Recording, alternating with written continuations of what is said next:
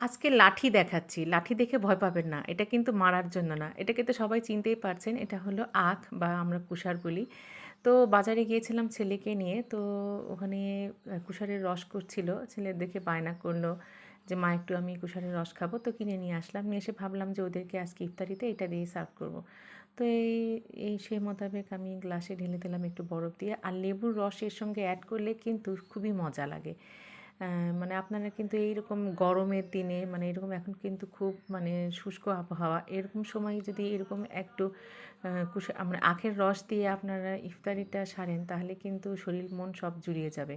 আর এইভাবে একটু বাচ্চাদেরকে আরেকটু ডেকোরেশন করে পরিবেশন করবেন, দেখবেন ওরা খুশি হবে। আর এটা আমার যে এত প্রিয় ছিল, আমার যেদিন আমার মানে সুগারের ধরা পড়ে অসুখটা, সেদিনও কিন্তু আমি আসলে কুশারের রস খেয়েছিলাম। সেই লাস্ট খাওয়া। তো যাই হোক এখন বাচ্চাদেরকে পরিবেশন করি আর আমি চেয়ে, চেয়ে দেখি, কী আর করব।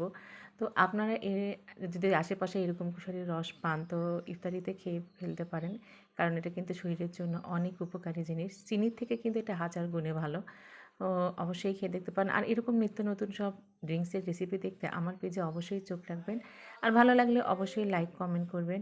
আল্লাহ